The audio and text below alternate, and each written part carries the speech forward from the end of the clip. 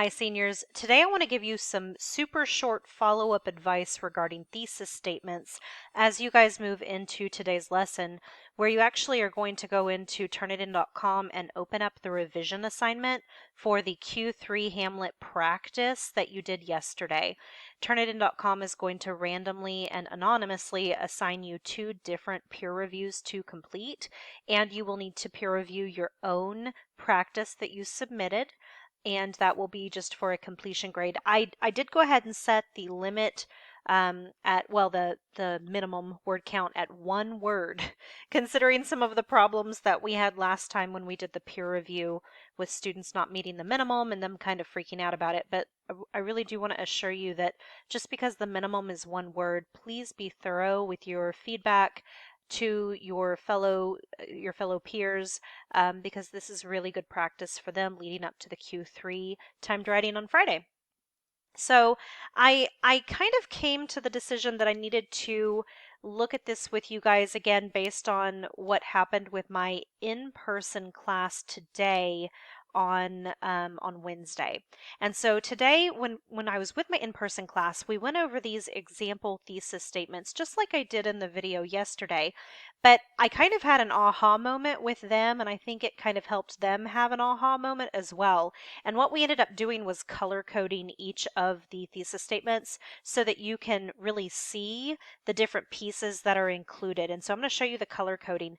I mentioned this in my video yesterday. I mean, I went over it. It's just that I think I'm a visual learner. I think a lot of people are visual learners. And so I think the color coding will help. If you look at the first thesis statement, it says, through McMurphy's idealism, he allows the patients to regain a sense of dignity, and he charts the course for his ultimate demise. Through this, Kesey is able to show that despite the inevitable negative consequences which result from idealism, it is a necessary quality to ignite social change. And so, of course, that thesis statement got the point. But what I wanted to show you guys was we came up with this red and blue color coding system. The red here in this thesis statement indicates the part of the thesis statement which actually talks about the specific text that the student is going to be writing about. So you see McMurphy is actually a character in the actual story, One Flew Over the Cuckoo's Nest. Here's what he did. He allows the patients to regain a sense of dignity. That's something he actually did in the story. And he charts the course for his ultimate demise. None of it's too specific. It's not like we even have specific plot points here, but it is specific to his character and what happens actually in the plot of the story. Now, the second part of the thesis statement is blue, because the blue refers to the broader thematic idea and the meaning of the work as a whole. And so here you have Kesey is the author.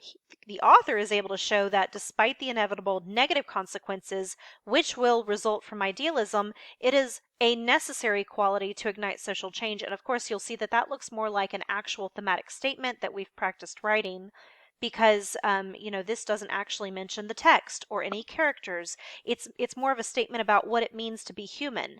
You see this idea in the text, yes, but you can also see this idea in real life. And so we have both the red, which is the reference to the text, where we are specifically answering the prompt and explaining how the prompt, whatever's going on in the prompt, actually worked in the text itself. But then you also have the blue, which is the reference to the broader thematic statement. Let's look at the second one. In the novel 1984 by George Orwell, the main character Winston Smith holds an ideal view of the world to be able to live and love freely, which yields negative results by eventually leading to his imprisonment and torture, but highlights the meaning of the work as a whole, which is to show the effects of control and oppression on a society. You have the same thing happening here. First, you have the red. You have the reference to the actual character of Winston Smith and what he did. He ideally wanted to be able to live and love freely, and then they got real specific here. They said that yields negative results by eventually leading to his imprisonment and torture. And so the red is what happened in the story itself. It's super specific to a character who held idealistic views, and it looks at the consequences of those views. And then the blue that comes after is the allusion to the theme. This theme is not as specific as the one before. That's okay. The meaning of the work as a whole, which is to show the effects of control and oppression on a society. And so when you write your thesis statements and when you review thesis statements today, as you're doing this peer review, I want you to look at those thesis statements and make sure that there is both red and blue. Did the student, and I'm thinking about the actual prompt that you guys wrote about, the secrecy prompt, did the student name a specific character from Hamlet? It would probably need to be either Hamlet or Claudius. Did the student actually look at the specific secret that was being kept? Did the student look at the consequences of that secret? Now, the prompt doesn't say, y'all's prompt about secrecy doesn't say look at the consequences, but it does say look at the effect of the secrecy. Look at what's happening with secrecy within the text. And I think there's just no way to ignore the fact that secrecy in Hamlet led to some pretty drastic negative consequences. But does the student in the red section in their thesis, do they mention the specific consequences? And then look for the blue. Does the student allude to the broader thematic idea? I will tell you that when I was checking thesis statements for my on-site kids, I saw some kids that only had the blue, and they never mentioned, in their practice thesis statement, they never mentioned a specific character, a specific secret, the way that the secret then impacted the rest of the characters in the plot. They didn't have any of that. It was just blue. I saw other students that had just red.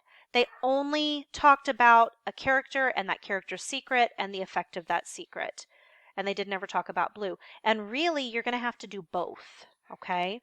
And not just both in your thesis, but both throughout the body of your paper. So that's definitely something I want you to look at today. I mean, even in the peer review questions, it talks about, do you see the red and the blue in the thesis statement? So you're only going to know what that means if you've watched the video. So good for you if you've watched this video. Please reach out to me and let me know if you have questions. We are going to do Zoom today at 10:30. I will not forget this time. I'm so sorry about Tuesday. But please show up to the Zoom meeting. It's the same link that we used for last week's Friday Zoom call. If you want to talk through thesis statements, Q3s, paraphrasing, anything specific to Hamlet, anything at all that you think might help you be prepared for Friday's Q3, show up to that Zoom. And otherwise, please work really hard at that peer review today so that you can be as prepared as possible for the Q3 on Friday. Hope you guys are having a good day. Bye.